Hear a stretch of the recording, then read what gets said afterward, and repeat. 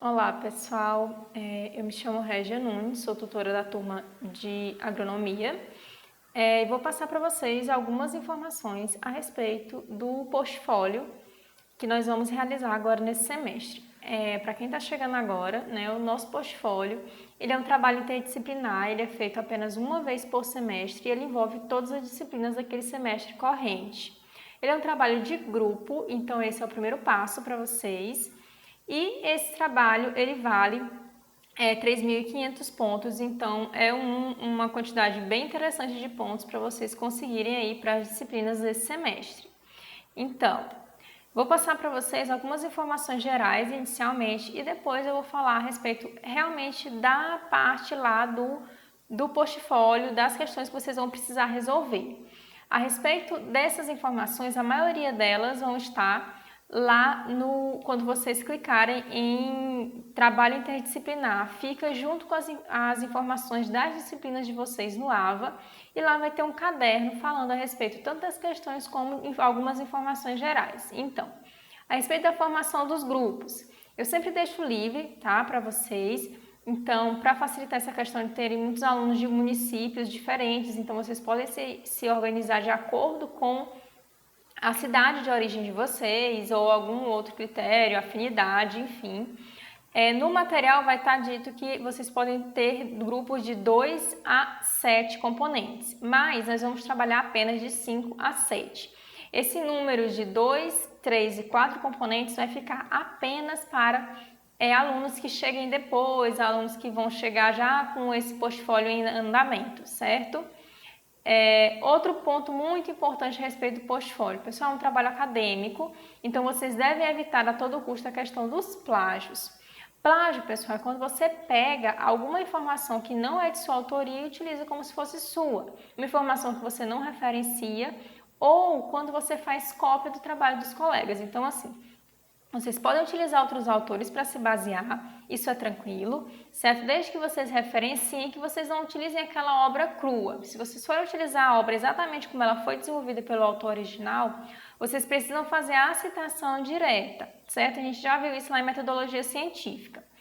A respeito do trabalho dos colegas, vocês podem conversar entre os grupos, vocês podem trabalhar com vários grupos juntos, isso não é um problema, mas todos os trabalhos eles precisam ser diferentes, certo? Outra questão, a questão do plágio, pessoal, é uma questão muito séria. Inclusive, nós temos legislação a respeito disso, a Lei 9.610, ela penaliza essas questões de plágio e, além disso, a própria ABNT tem possibilidade de interferir nessa questão, certo? A respeito das datas, esse trabalho ele está disponível desde 17 de fevereiro e ele vai ficar disponível até o dia 13 de maio. Então, o último dia para submeter o trabalho é no dia 13 de maio. A dica que eu dou para vocês é que vocês façam essa submissão com antecedência. Por quê? Se vocês deixam para os últimos dias, há a possibilidade de congestionamento do sistema, alguma questão de internet, vocês podem não conseguir. E aí vocês vão perder o trabalho, certo? Então, vamos tentar fazer isso pelo menos nessa última semana de prazo. Com relação à correção, a correção não é feita por mim, ela é feita pelo tutor online e ela é feita desde o dia 17/2, que é quando o trabalho fica disponível, até o dia 2 de junho.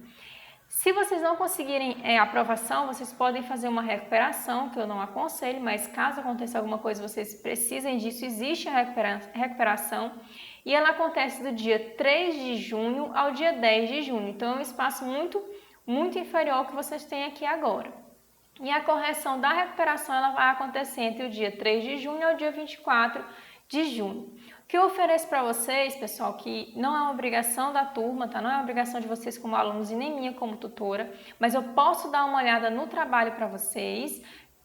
Se vocês me enviarem esse trabalho completo até o dia 6 de maio.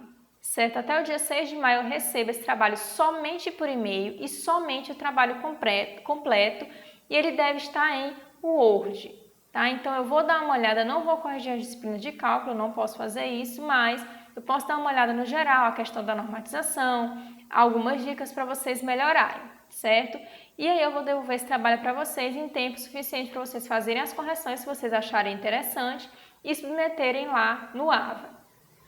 Com relação à normatização, então, tem que ser um texto corrido, então um texto em prosa, não é para vocês pegarem aquelas questõezinhas e responderem, colocar o enunciado e colocar a resposta, não é assim que funciona. Se vocês olharem, as questões elas já são organizadas de uma forma que uma questão vai puxando a outra. Então, qual que é a questão aí para vocês? É linkar essas respostas, né? Fazer uma relação entre a resposta anterior e a resposta seguinte, para que fique um texto corrido e um texto interessante. Esse texto ele tem que ser escrito na norma culta da linguagem, com muita atenção para as questões de coesão e coerência. E evitem abreviações, gírias ou qualquer outra situação que fuja da norma culta. Com relação à ABNT, vocês têm que seguir as normas da ABNT de forma muito direta e muito precisa. Se vocês conseguirem desenvolver um trabalho dentro das normas da ABNT e seguindo à risca, vocês já conseguem uma nota bem interessante nesse trabalho. A respeito da estrutura básica do trabalho. Então, o trabalho ele tem que ter capa, folha de rosto, sumário, desenvolvimento, conclusão e referências. Fora isso, ainda podem ser acrescentados, mas não é uma obrigatoriedade, a questão dos apêndices e dos anexos, certo? Apêndices e anexos, pessoal, vão ser tabelas, algumas figuras, algumas questões nesse sentido que não são essenciais e podem ser da autoria de vocês ou da autoria vindo de outros trabalhos. Os modelos, né? Vocês sabem que no AVA existem alguns modelos para vocês seguirem, então vocês podem entrar lá em biblioteca digital, padronização e lá vão ter alguns modelos. Então tem trabalhos acadêmicos, apresentação e modelo para elaboração de trabalho acadêmico. Eu também vou enviar para vocês um PDF falando a respeito dessas questões, bem direcionado mesmo para o NOPA. Tá? Então, deem uma olhada, eu devo mandar junto com esse vídeo já. A respeito do tamanho desse trabalho, então vocês vão trabalhar no mínimo 8 e no máximo 15 páginas. Podem ser 7 páginas? Não, não pode. Podem ser 16? Não, não pode. Vocês têm que trabalhar exatamente dentro das 8 até as 15 páginas.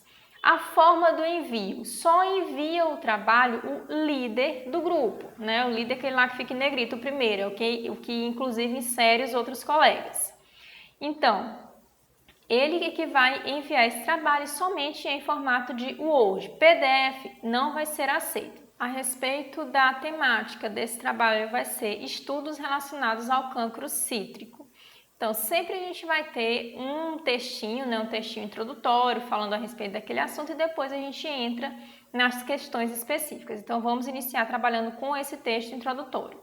Diz assim, o Brasil é um dos maiores produtores de citros do mundo. Hoje, cerca de 61% do suco de laranja consumido no mundo vem da produção brasileira. Quando se fala da produção de citros, bilhões de dólares são movimentados todos os anos e contribui para a geração de milhares de empregos. Sendo assim, vamos apresentar as seguintes situações. Então, a gente vai trabalhar com situações hipotéticas. João é um agricultor e nos últimos 10 anos tem dedicado sua atividade à produção de citros. Em sua região, dezenas de agricultores também cultivam citros e por isso formaram uma cooperativa onde a produção da região é destinada à venda ou à produção de suco para exportação. Nos últimos anos, a cooperativa investiu na capacidade dos agricultores e nas técnicas de manejo, buscando atingir os mais elevados níveis de produtividade e qualidade do fruto. No entanto, durante essa safra, na lavoura de citros do João foram notados alguns focos de cancro cítrico, uma doença causada pela bactéria Xanthomonas citri, atingindo folhas e frutos da planta. Os impactos dessa doença estão relacionados à desfolha de plantas, à depreciação da qualidade da produção pela presença de lesões em frutos, à redução na produção pela queda prematura de frutos e à restrição da comercialização da produção para áreas livres da fruta. A infecção ocorre mediante a entrada da bactéria por aberturas naturais e ferimentos causados por quebras de ramos ou quando larvas de insetos se alimentam das folhas. Uma vez dentro do tecido vegetal, a bactéria induz sintomas típicos que culminam no aparecimento de lesões eruptivas, amarronzadas. Dependendo da severidade da doença, promove a desfolha, queda prematura de frutos e até morte da planta. O cancro cítrico não tem cura e a forma mais eficaz de controle é a eliminação da planta sintomática e de suas vizinhas, ou seja, a gente vai trabalhar com erradicação. Sendo assim, através das nossas SGA, podemos estudar alguns conceitos relacionados à produção de infestação dessa doença, ao processo de infestação dessa doença, mecanismos fisiológicos, características biológicas, dentre outros. Então, esse é um texto introdutório para que vocês consigam entender melhor a respeito do cancro cítrico, que vai ser o nosso ponto-chave aqui. Vocês também devem pesquisar mais a respeito da doença e, em seguida, nós temos algumas questões referentes a cada uma das disciplinas desse semestre. Então, vocês vão verificar a questão e vocês vão responder essa questão em forma de texto e é o texto que deve constar no trabalho de vocês. Então, o ponto A é referente à disciplina de Fundamentos de Cálculo Aplicado e diz: considere que a armazenagem das laranjas é feita em câmaras frigoríficas, onde são depositados em caixas de madeira que nós chamamos de bin, sobrepostas e que comportam até 380 kg de fruta. Isso corresponde a aproximadamente 2.500 frutas. Quando alguma fruta está contaminada com cancro cítrico, a doença se propaga rapidamente, contaminando as outras frutas de tal forma que, em 10 dias, metade das laranjas da caixa estão contaminadas. Nesse caso, o questionamento se refere ao processo de comprometimento de um estoque de laranjas sujeito à contaminação das mesmas. Então, considere as seguintes variáveis. Nós temos P igual a PT, que vai ser a população contaminada, ou seja, o número de frutas doentes. E L vai ser a população total em um bin, que é em cada caixa, que vai ser de 2.500 laranjas.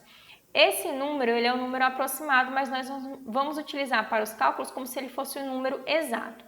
E T vai ser o tempo de propagação, e esse tempo vai ser contado em dias. Então, suponha que em 0 dias, então o P0 vai ser igual a 1, ou seja, uma laranja apenas vai estar contaminada e em 12 dias, que seria o P12, nós vamos ter 0,85L aproximadamente, ou seja, em 12 dias, 80% das laranjas vão estar doentes. Suponha também que a velocidade de propagação da doença é proporcional à proximidade entre uma laranja contaminada e uma laranja sadia.